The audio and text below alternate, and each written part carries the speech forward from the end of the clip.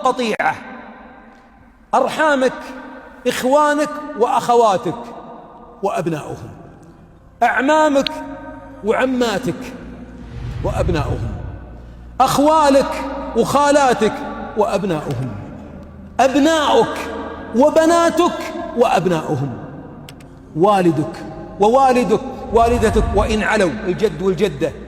هؤلاء خطوط حمراء في الحياة، معنى قطيعتهم تحدي الله، والله قد أوجب اللعن والقطع على قاطعهم، سماها رحم وهو الرحمن ونصرها. أما ترضين أن أصل من وصلك وأقطع من قطعك؟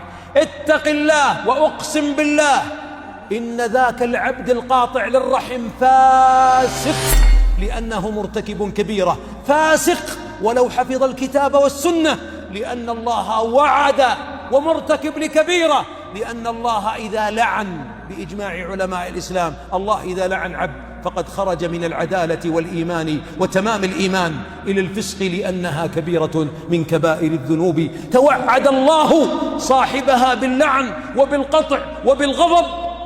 ولذلك أحبابي الشيطان يسجن بعض أرحامنا، وترى الناس بعضهم يمدحونه أبو فلان،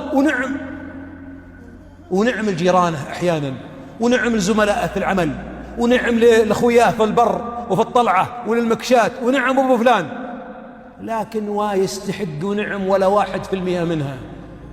بعض القلوب مستعدة للبغضاء، بعضنا نفسه هنا زعول، ما يرضى، حساس، سيء ظن، تدق عليه يدق عليك مرتين ما ترد، يا أخي في الحمام يتروش الله يكرمكم، تبي يطلع من الحمام عشان يرد عليك.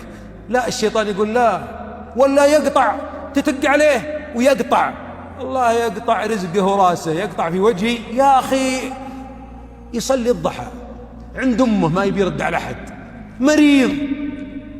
لماذا نحمل الناس على أسوأ المحامل؟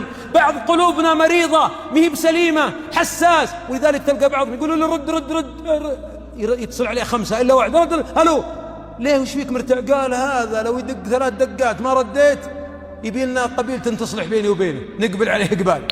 أسأل الله العافية والسلام. يا هالمريض هذا صدق، يا هالمريض. ولذلك إياك أن تكون حساسا، لأن الحساسية الزائدة هي سوء الظن الذي قال الله عنه يا أيها الذين آمنوا اجتنبوا كثيرا من الظن إن بعض الظن إثم. ثم بعضنا إذا زعل متى يدور، متى يرجع، تقول ترى له يبي له مسافة بعيدة عشان يرد، وش فيك يا ابن ارجع، الله 3 أيام لك. لا يحل لمسلم أن يهجر أخاه فوق 3، وبعضهم 3 سنين، 3 سنين، يعني 3 سنين ما رفعت لك ركعة إن لم يتغمدك ربك برحمته، يا مسكين. وبعضهم تلقاه أخوان، 6 أخوان، واحد منهم نفسه في ذا. وبعضنا يصير الكبير ويبغى دائما يحب خشمه وراسه ولا يزعل، تستاهل، بس الكبير معناه كبير في نفسه، صاف في قلبه، ما يحمل الغل على أحد، ما يقطع أحد، الشرهة لا تشره. ترى بعضنا وده يسلم عليك، أنت يلي قاطع أخوك وده يجي يسلم عليك، لكن خايف منك، خايف من ردة فعلك. سلام عليكم، اقلب وجهك، لا أشوفك، لا مدري، بسم الله الرحمن الرحيم.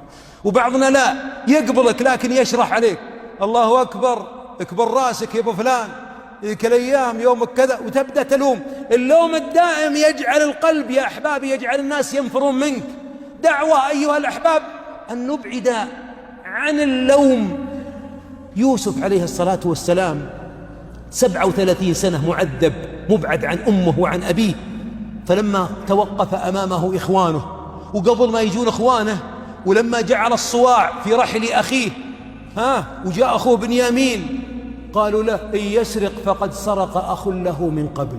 أعوذ بالله، حتى لو ودي أسمح لكم أنا سارق، السارق يقصدون أنه في صغره أن يوسف قد سرق، وما سرق رضي الله عنه عليه الصلاة والسلام، الكريم ابن الكريم. إن يسرق فقد سرق أخ له من قبل، فأسرها يوسف في نفسه ولم يبدها له، حاملا الغث من إخوانه معذبينه. فلما وقفوا أمامه واعترفوا فورا ما قبل منهم حتى الاعتذار. ماذا قال؟